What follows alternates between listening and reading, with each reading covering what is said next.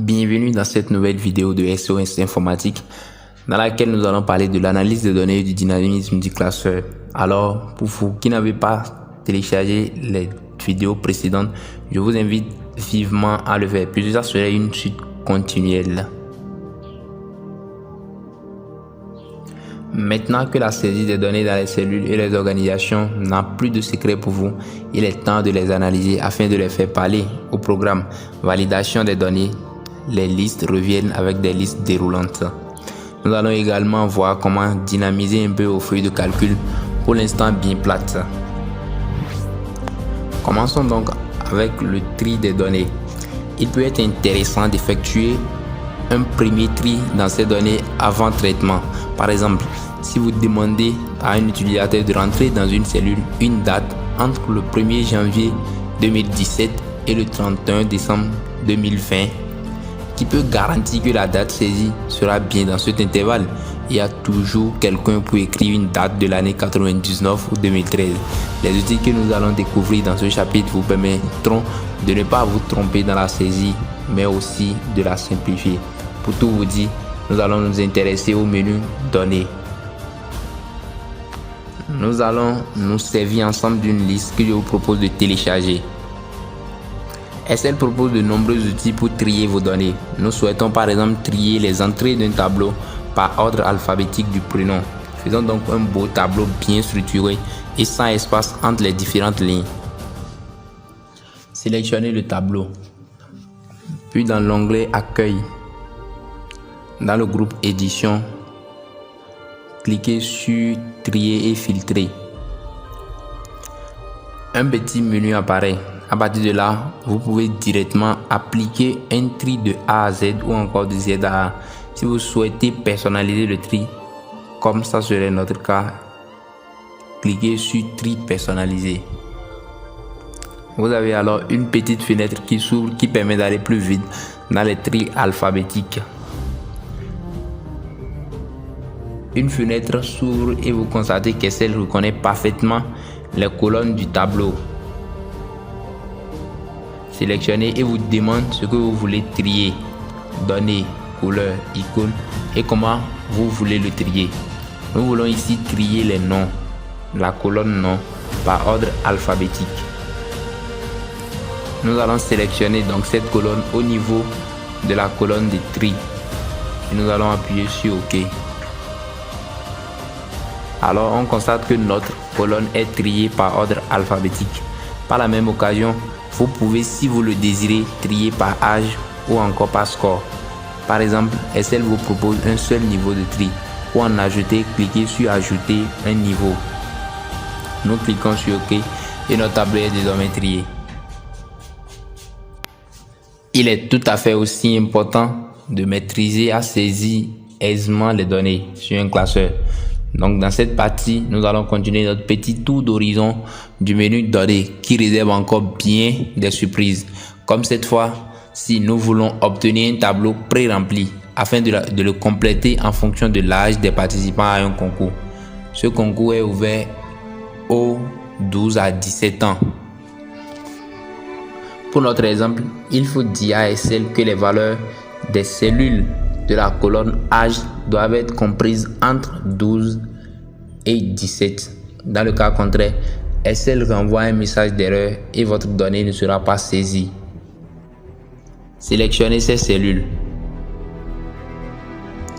Allez ensuite dans l'onglet Données, groupe Outils de données, bouton Validation des données. Une fenêtre s'ouvre alors. Vous remarquez qu'elle est constituée de 3 onglets. L'onglet ouvert par défaut est Options. C'est l'onglet qui nous intéresse.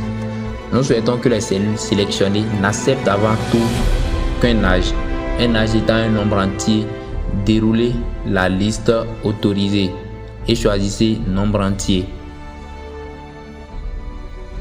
Si vous déroulez le menu Données, vous constaterez que vous êtes assez libre quant aux critères de validation de données.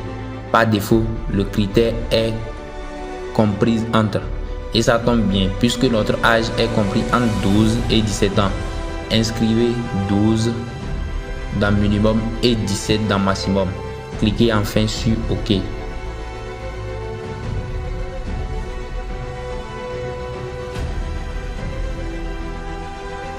Vous pouvez à présent essayer de taper 3 dans l'une des cellules paramétrées et celle vous renvoie un message d'erreur. Il n'y a plus qu'à cliquer sur annuler. En contraste, Excel supprime toute valeur qui ne correspond pas à vos critères. Nous allons à présent apprendre à personnaliser le message d'erreur. Nous avons vu qu'il y a plusieurs onglets dans la fenêtre de validation de données. Retournez sur cette fenêtre, car c'est ici que nous allons pouvoir personnaliser votre message d'erreur correspondant à une saisie invalide. N'oubliez pas de sélectionner les cellules concernées avant. Dans la fenêtre, cliquez sur l'onglet Alerte d'erreur. Dans la liste des styles, vous pouvez définir le style de boîte de dialogue qui apparaîtra. En fait, cela ne change pas grand-chose, mis à part que l'icône de la boîte de dialogue sera différente selon son type. La fenêtre aura également un ou deux boutons de plus ou de moins selon son type. Sur les vieux Windows 98 et 95, on pouvait entendre un bruit sourd émis par l'ordinateur quand une boîte de type arrêt apparaissait. Quel bon souvenir d'enfance! Bref, le style est par défaut sur arrêt et je vais le laisser tel quel.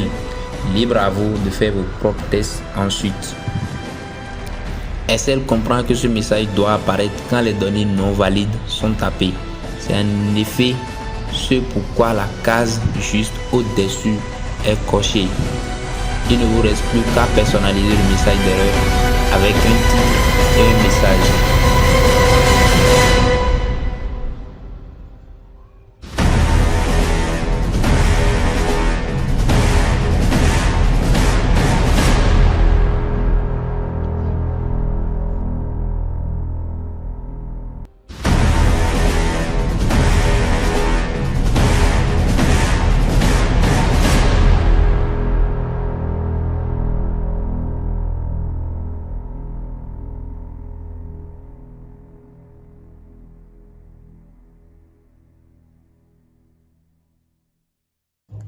Cliquez maintenant sur OK.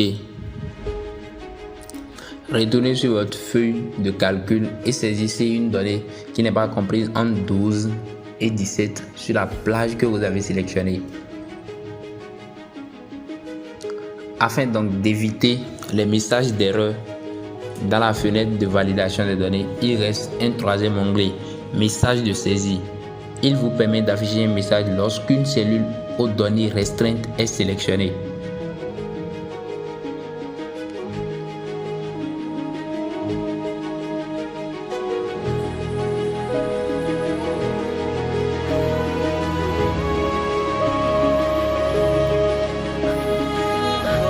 Ce qui donne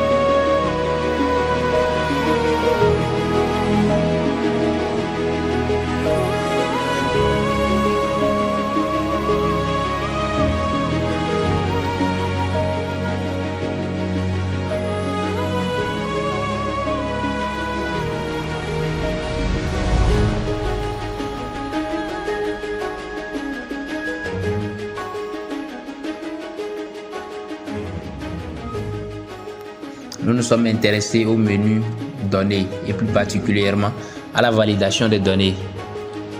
Dans la partie qui va suivre, nous resterons toujours dans la fenêtre de validation afin de créer une liste déroulante qui facilitera la saisie. Pour cela, sélectionnez les mêmes cellules concernées dans notre bon vieux tableau. Cliquez sur données puis sur validation des données.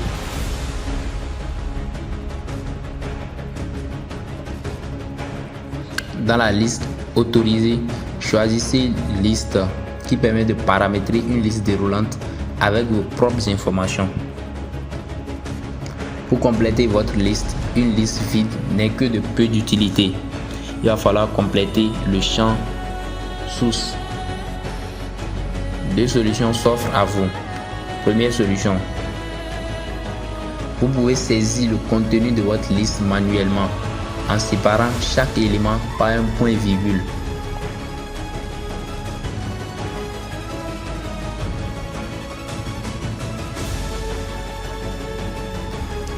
Cette méthode est tout à fait convenable pour des petites listes comme celle-ci. Le problème, c'est que si vous décidez un jour d'agrandir votre liste, la manipulation sera un peu fastidieuse puisqu'il faudra sélectionner les cellules concernées, revenir dans cette fenêtre et enfin modifier. Ici, ça va encore puisque nous travaillons sur très peu de listes, sur très peu de cellules du moins. La deuxième solution, pour pallier à ce problème, reste de sélectionner à l'aide de la petite flèche rouge à droite du champ les informations. Cela revient à mobiliser quelques cellules de votre zone de travail et à écrire dans chacune d'elles un nombre.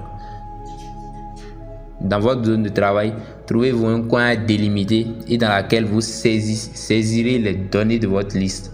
Avec la flèche rouge à droite du champ source, sélectionnez ces données, revenez dans votre fenêtre et cliquez sur OK.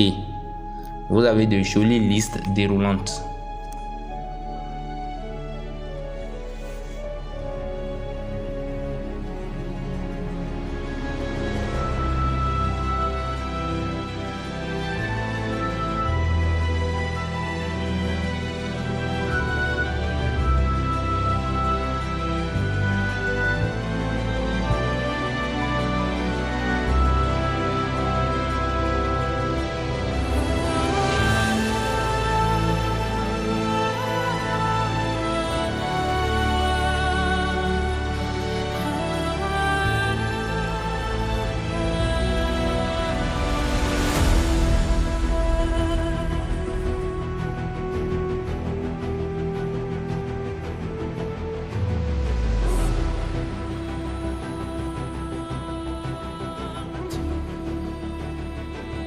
Nous allons pour terminer cette vidéo parler du tri des listes. Les listes de données, vous les croyez enterrées? Eh bien non, elles reviennent à la charge. Ce coup-ci, c'est pour l'analyse et non pour la saisie. Au programme, liste déroulante à gogo et quelques formules bien mastoc. Le tout pour vous retrouver, filtrer et impressionner la galerie. Pour vous entraîner avec moi durant cette partie, je vous propose de télécharger le classeur. Les filtres sont une puissance négligée. Les filtres appliqués à une liste permettent de visionner certains éléments de cette liste en fonction d'autres. Par exemple, vous avez un tableau qui contient les notes de 10 élèves dans 10 matières différentes. Grâce au filtre, vous pourrez afficher uniquement les notes de tel élève, celles qui sont au-dessus de 10, etc., etc. Bref, elles font partie de ce que nous pourrions appeler les notions avancées des cells. Peu de personnes pensent à les utiliser, leur puissance en est négligée. Prenons donc notre liste. Vous voyez que c'est un véritable bazar. Encore, ça va parce qu'il n'y a que 2 matières. Mais imaginez qu'on ait mis 35 élèves et 8 matières. Les filtres vont nous aider à faire un tri simple, efficace et à nous retrouver. Notre tableau est exploitable. On peut donc analyser les données qui s'y trouvent.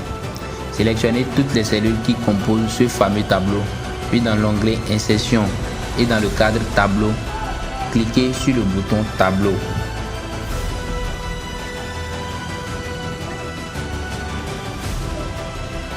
Il vous est ensuite demandé de sélectionner le tableau en question. Attention à bien préciser que les en-têtes de votre tableau figurent dans votre sélection. Voilà qui est fait. À première vue, rien n'a changé, mais penchez-vous sur les titres des colonnes.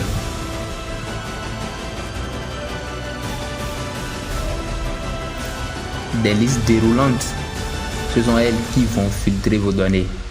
Déroulez par exemple la liste de la colonne Notes, puis vous sélectionnez 8. Vous aurez dans votre tableau toutes les lignes dont la note est 8, en l'occurrence Amant.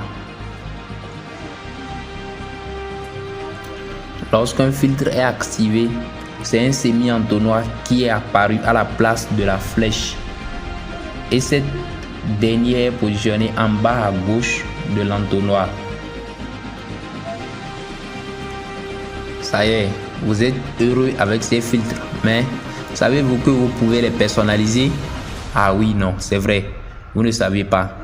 Cliquez sur une des listes déroulantes et choisissez numérique. Puis filtre personnalisé dans la nouvelle liste qui vient d'apparaître. Une nouvelle fenêtre s'ouvre. À partir de cette fenêtre, vous pouvez faire ce que vous voulez. Choisissez selon vos bons plaisirs dans les listes déroulantes. Mettez des valeurs dans les champs. Je ne peux plus vous guider. Merci de nous avoir suivis. Rendez-vous sur une prochaine vidéo. Ciao.